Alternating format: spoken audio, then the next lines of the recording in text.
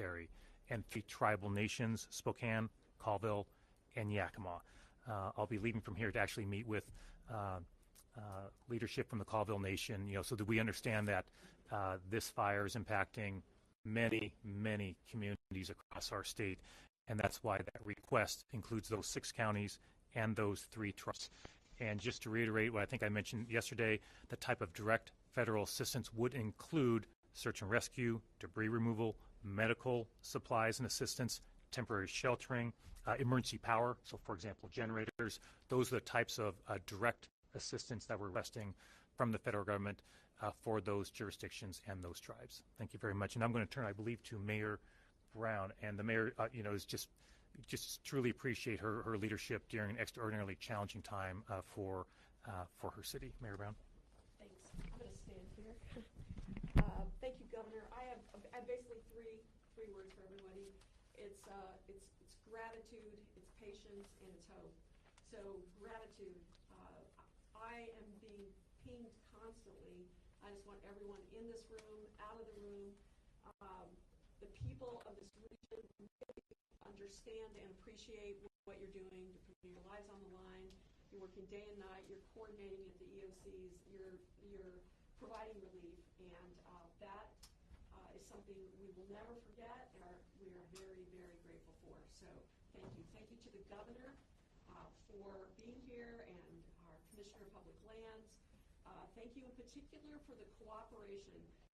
Don't take for granted how well fire chiefs and police chiefs across all these jurisdictional boundaries are working together. It is truly something that we can be proud of as a region. Second is patience. I know people want to have certainty about when can I get back to my property, when can I get back to my home. We don't have it. We pushed, and it was made very, very clear, and I trust the folks in this room. We don't know. It's neighborhood by neighborhood and block by block, and so we really want you to pay attention. They are regularly reevaluating the situation, the weather, the fire, and the potential for things to reignite. They're regularly reevaluating that, and will issue any changes whenever they have that information that makes it safe to do so, and on a daily basis. But that doesn't mean that we can give you an estimate. It could be a week. It could be weeks, depending on where your home and property is. And so we just are really asking people to be patient. Just because you see someone on a social media post that got to go back, you think, okay, they did. Please listen to these professionals and the work that they are doing to keep us all safe. And then finally, hope. The recovery starts as soon as the fire starts, right? We have the Red Cross here with us. We have organized sites where people can make contributions at the city and the county, our local foundations like Anovia. We just really encourage people that want to help out. We want you to help out, and we want you to use those official channels to do that. And also kind of hang in there with us, because these needs are not going to go away immediately. It's really going to be a long-term process of recovery, but it's already started. We're all pulling together. We're all going to be part of it, and that's where the hope is.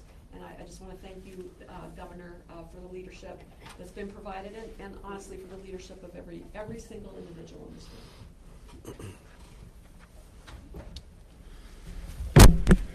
All right, go back to the Heights vertically challenged microphone here. Okay, again, Major General Jet Welsh, Washington State's Adjutant General. Just some brief comments. So I'll just say I went out for a drive last night, and I went up into a lot of the burned areas. And I want to tell you, I've been to a lot of places around the world, not so good places around the world, and I can tell you today that that's a war zone. When you finally get in there and you finally look at the devastation and the damage, and it's going to be pretty interesting as people go in there and to just grapple with the damage and grapple with the fact that their lives are forever changed. Some of these folks may not recover. Some of those folks may not rebuild in there, and it's going to continue to be, I would say, a very significant emotional event for the community long term. Again, we're still in the fight. There's still a lot of stuff smoking. There's still a lot of danger. There's going to be a lot of questions about when can we get back. It's going to take some time. You heard the state leadership talk about patience. It's going to take some patience. So let me just take a moment and step back and just sort of talk a little bit about where the state is at. The governor hit some of the points, some of the very specific actions that we're taking with respect to FEMA. And a lot of that stuff is breathtakingly fast. It's moving at a pace that generally the system doesn't move at. But for those that don't know, we have an organization within the Washington Military Department called the Emergency Management Division. So really since June, our Emergency Management Division has activated the State Emergency Operations Center, and that is a center over at Camp Murray that brings together over 300 people from across 15 different state agencies.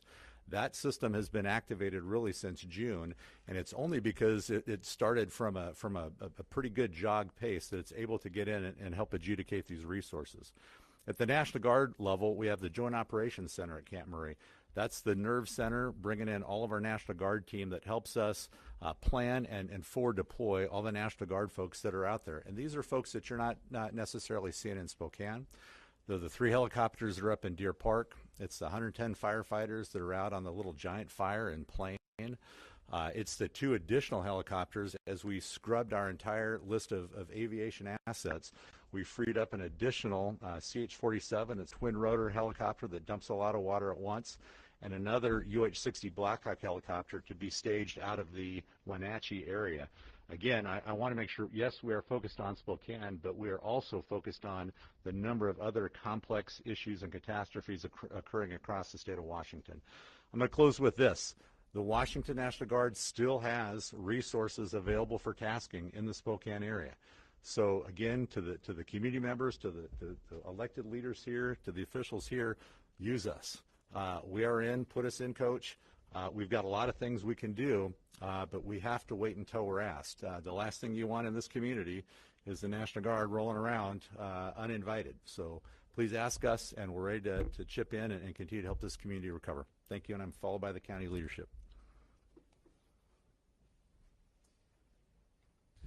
Hello, I'm Spokane County Commissioner Josh Kearns. I'll keep my remarks short. I just want to encourage folks, please do not be flying drones near any of these fires or the areas that have been burned. The FAA has put in new flight restrictions. Please do not fly drones. When drones are in the air, that means the aerial assets that are helping fight the fire cannot be in the air.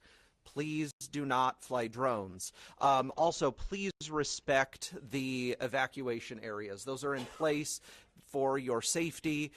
We know individuals are going back in to look at the damage. It is very dangerous. As it's been stated already, these wildfires are very unpredictable. We don't know where they're going to go next. We don't know if things are going to restart hotspot. It is very dangerous. Please be safe. Please prioritize your health and your safety. And then I would also just like to thank everybody that's been involved.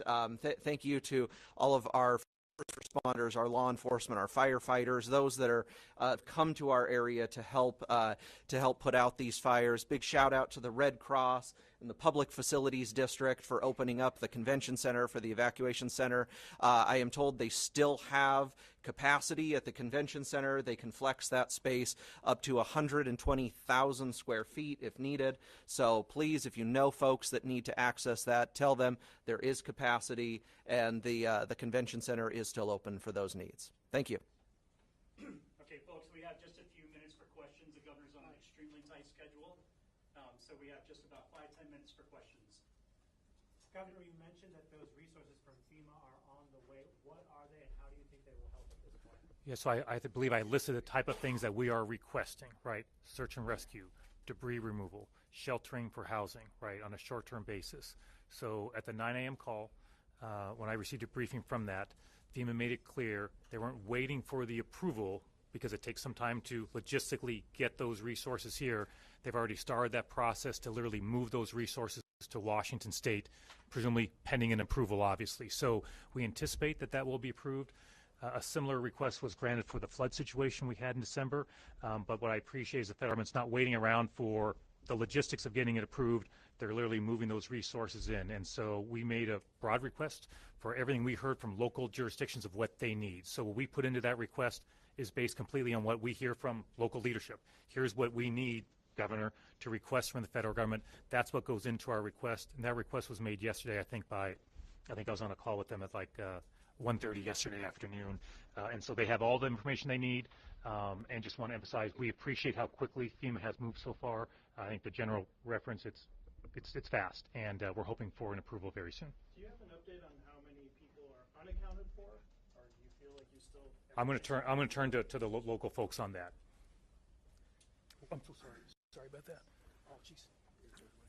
So as I mentioned yesterday, and I'm speaking for Spokane County, the unincorporated sections of these affected fires, we had about 290 911 calls, broad ranges, not necessarily missing persons, of people we felt we should try to locate. We got through all but 14 of them yesterday. We were able to locate people by phone. I do not want people to think that we have 14 missing people.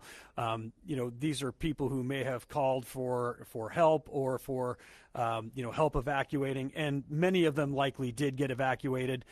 With poor cell phone coverage, people's cell phone batteries die, or they get to some place where they do find shelter, and we haven't been able to reach them by phone. So that's the task for, at least in Spokane County, for those 14 people that we haven't just been able to talk to in person.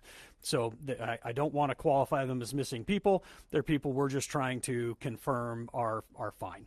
So, and again, what we're asking the public is, if you know people who are living in these affected areas and you haven't been able to contact them, and maybe you haven't reported them as missing, make sure you call Crime Check at 509-456-2233 and make a missing persons report. And both the city of Spokane and the Spokane County Sheriff's Office have people dedicated to working those cases. Apologies for the confusion. Dave up the Grove Public Lands Commissioner had a few words that he wanted to say, and then we'll resume the Q&A. Thank you. Perfect. Thank you. I am interested in speaking briefly to put this in context with everything that's happening in the state right now. My name is Dave Up the Grove. I am our state's elected Commissioner of Public Lands, where I serve as Director of the State Department of Natural Resources, the agency responsible for wildland fire response. This is an extraordinary fire season. This is going to shape up to be a historic fire season in Washington State and the Pacific Northwest. Today, there are 17 major fires burning in Washington State, covering 262,000 acres currently on fire, and we are nearing 500,000 acres burned this summer in Washington, and it's in early August. Fortunately, we've prepared. We pre-positioned equipment. We've trained a world-class firefighting force. We have the mutual aid agreements in place, and I want to express my thanks for the complex incident management team. I think we had a team this fire as fast as I've ever seen, and some of the best professionals in the nation. I also have been so impressed with the local fire districts, as well as the city and county emergency response agencies. They are the first on the scene, and they're working collaboratively. And I just want to keep in mind that we have 5,000 people out there fighting these fires in this state right now. And so behind every one of these images we see that's so devastating, there is a young firefighter running into the woods with their lives on the line. And we should feel really proud of our responders and all of the people who support them. And that's what gives me hope, even in a time of tragedy like this, the degree to which everyone is working together and pulling in one direction with a simple mission to keep all of us safe. And the state is proud to be a partner in that. With that, I will turn it back over for questions. We've heard reports of armed looters. Can anybody speak to whether or not there are armed looters going through these fires in Spokane County? I can speak to the city. We've had multiple reports. We've unfounded each and every report that's come into the city, and we've responded. We have both National Guard, city police, and deputies working together in collaboration to protect everybody's property, and we will continue to do so, and we're using a host of different tools, technology to assist us in that effort. So at this point, no founded reports of looting or property theft. Thank you. Can anything be done for infrastructure structure in Spokane. People on 5 Mile complaining there's only so many ways off the hill, creates traffic when it's time to evacuate. Can anybody speak to that? You know, this is something that we dealt with on Saturday while these incidents were actively moving. I think the estimate is potentially up to 65,000 people we had to move out of these areas. And if you think about what that entails, the fact that we were able to get people out of those areas within several hours in an active fire zone is pretty incredible. You know, I think as things go on and we debrief how this works, sure, there are always questions about how could we do it better. And so I know those conversations will occur, but I need people to focus on the fact that we moved that many people out of an affected area within a couple of hours. That's pretty incredible.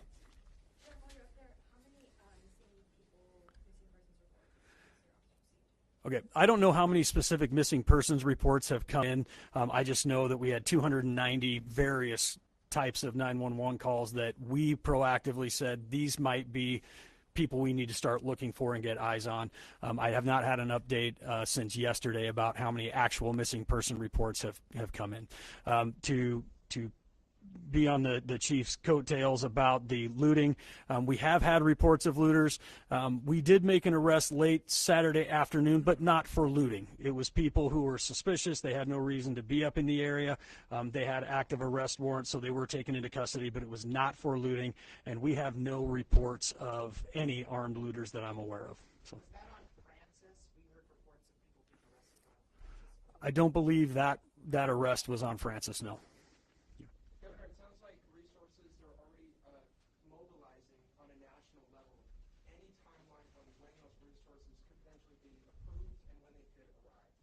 So as I said before, I don't control when the federal government makes their decision, right?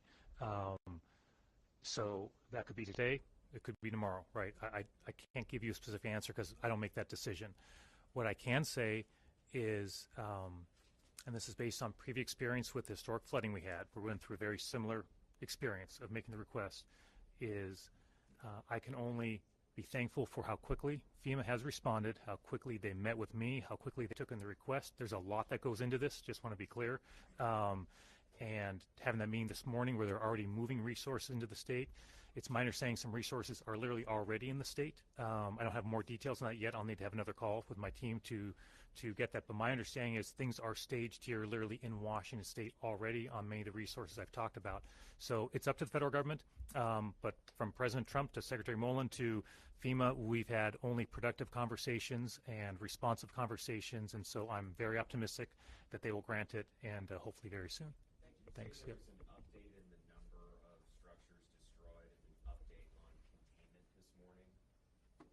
Also, the number of structures, was the 700 all in among all the fires or specifically in one of the fires? So total structure loss that we have now, the numbers that we have now are just over 700. However, we have at the perimeters of all three fires are questions about is that burned vegetation or structures? And this is because our imagery is coming from satellites. We've had a flight this morning at 9 a.m. We have a flight this afternoon. We have aerial supervision over the area during the afternoon. And the goal is to get to your question to find out exactly what is burned. Simultaneously, there are multiple crews in neighborhoods today that are going house by house, structure by structure, and putting on a virtual map indicating where the burned homes are, where the losses are. It's going to take a few days to get solid numbers just because of the complexity, the volume of loss, the geography, and our priority right now is we have a firefight going on, and we're taking care of that right now. We're going to prioritize life and property first, and then we're going to work into the damage assessment component of this incident. And then just to clarify, when you say 1,100 question marks, you're trying to figure out if there are 1,100 additional structures, or that's the estimate? Somewhere between 700 and 1,100 is the question mark right now. And I want to be very, very clear.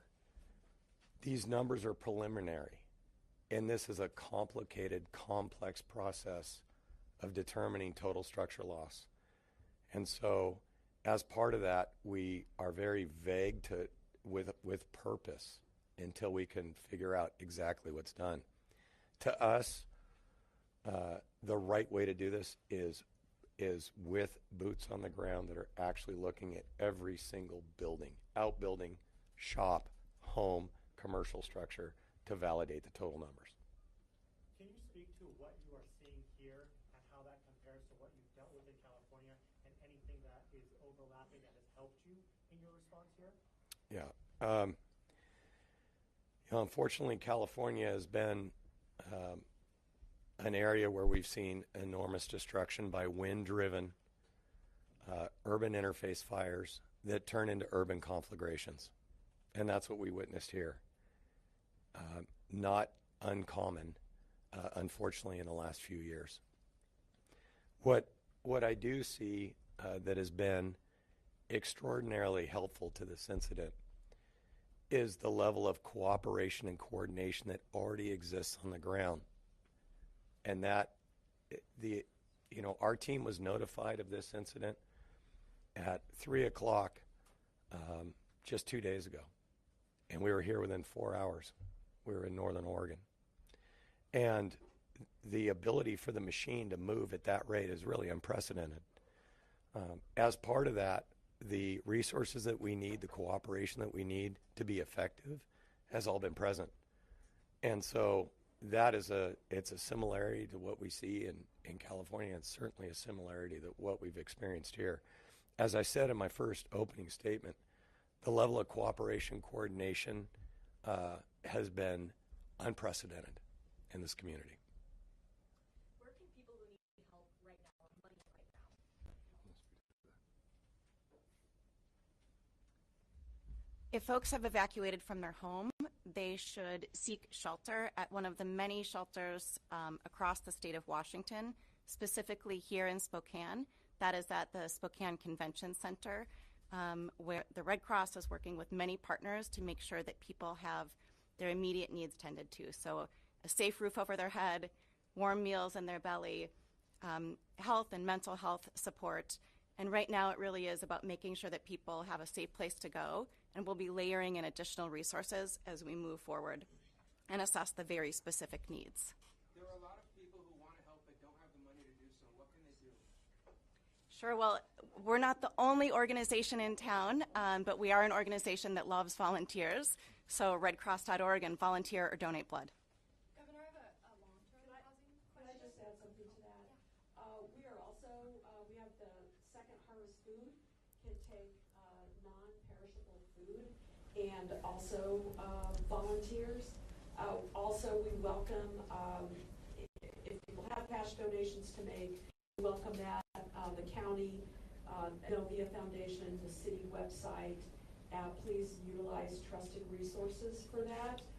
We know people want to give clothing donations as well. I believe you're saying not right now at the convention center, that it's an issue of capacity for handling that material. So stay tuned and look at our websites where we continue to update places where people can help. I want to just acknowledge in this region also, we have a lot of faith communities that are engaging in their efforts. So look to your faith community, look to your civic organization. Be skeptical of just something that pops up on the internet, and stick with the trusted community organizations and faith communities that you are familiar with.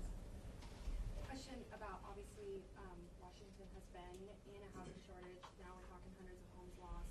It's just going to make it worse. What can the state do? What are you planning to do? I know it's really early, but anything. Yeah, so you're right. It's early from the standpoint of hey, folks have lost everything in terms of their homes, but we're already having conversations on our end as folks deal with the immediate crisis, right, of getting people safe and secure and stable. But we're already having conversations about what we could do from the housing front more generally. As you might imagine, folks is, hey, temporary shelter. That's why we got that request to FEMA, right? We're making sure folks' needs are being taken care of right now.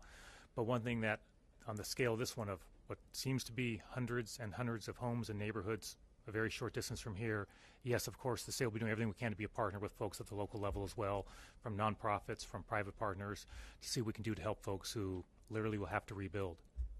There's been a lot of misinformation online. I've seen especially some fake photos of aerial shots. What how should people protect themselves from getting misinformation, and what misinformation has been prominent?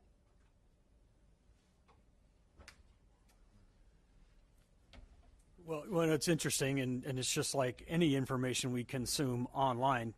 Go to trusted sources, and know that there are people out there putting out information that is not accurate and not true, and people are putting a lot of opinions out there online and what they see. And the reality of it is go to trusted news organizations that you know.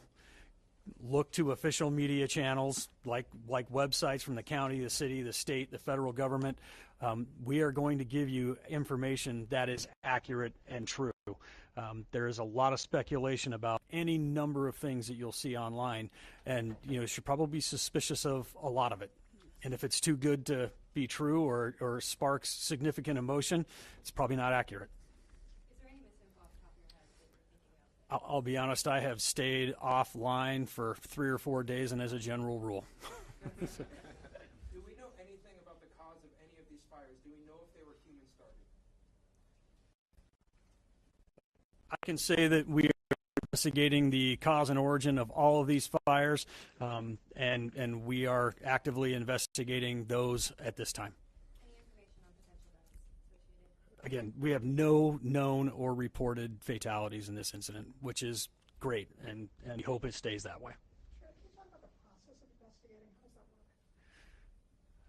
It's complicated because every situation is different. Are you talking about investigating missing persons? So we're working hand in hand with arson investigators and fire investigators, not necessarily just arson, right? To determine how these fires may have been started, or, what the origin and cause are. Specifically right now, DNR investigators here, and each of our fire jurisdictions have trained fire investigators that we work closely with. Spokane County has several detectives who have also been trained to investigate these fires, and we're looking into all of them. So it sounds like the Autumn Lane fire is the one that I'm hearing some concern right now. Are there still homes burning with the Old Trails fire or the Fairview fire? Leave it up to the fire team to answer that. You're accurate that Autumn Lane is our primary concern right now. Fire was very active last night. It's active again this morning. Our focus, and as I stated earlier, we're still in our firefight, it's because we're in a firefight in Autumn Lane. We're moving resources over there for structure protection. We've had an overwhelming amount of aerial assets available to us on the ridge lines that are helping out. We've got some of our best firefighters on the ground, our hotshots, that are in there as well. Every resource that we have available, we're moving to that section. But I'll also remind you, we still have 2 large fire footprints with active fire interior to them, and the last thing we want to do is have a burned home and the embers of that home ignite a neighbor. And so we're in the process of trying to cover all those bases at the same time. Does that mean structure protection that's really happening with Old Trails and Fairview? Yep, structure protection is our primary mission, to try to protect those structures after we've already evacuated the folks. And how many structures are under threat right now, especially? It's over 10,000.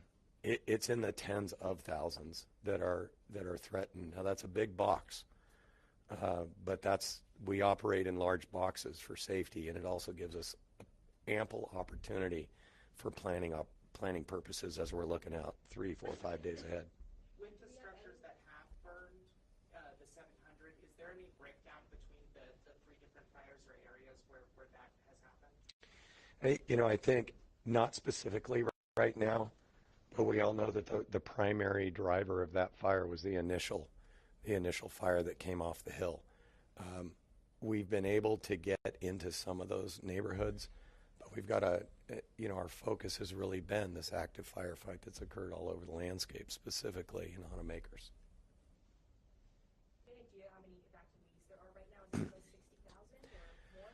So I'll tell you what I know. I'd also defer to maybe the mayor or Red Cross, but the numbers I have are 67,000 people are under evacuation. Now, did all of them leave? Maybe not necessarily.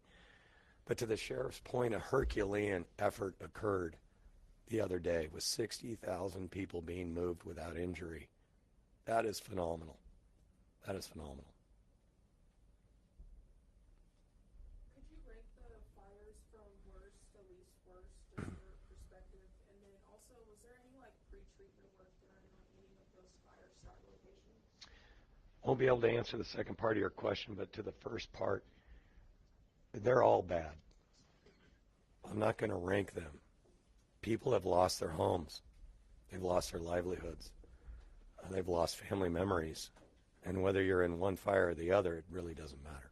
As far as extensiveness and how many homes are, I guess, estimated to be lost with each fire? I'd like to give it a few days before we lay all of that out. We've still got quite a bit of work to do. I can speak to treatments. Speaking to the question about work prior to fire season, I can't speak right now specifically to which areas were treated, but the state has invested a record amount of funding in forest health, specifically things like fuels reduction to reduce the spread of fire, prescribed burns that slow the spread of fire, the creation of fire breaks, and we prioritize that work in ways that are designed to protect high-value assets. So I suspect that we have done some work in these communities designed to try to slow the spread of fire. And throughout the state, we have lots of examples, and we can look for some in this community where that work has paid dividends, where fire slows down as it enters a section of forest that has been treated with fuels reduction, prescribed burns. That's the kind of preparation that's so important here. So the Department of Natural Resources can get you more specifics, but it would not surprise me if some of that work was in this community. Okay, we're going to cut it there. I'm sure some of the local elected officials and fire staff would be around for stand-up interviews if you want to do that. But thank you all for joining us today.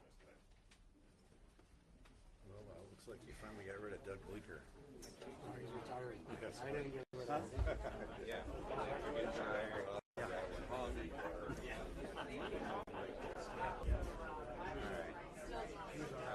Excuse me, man.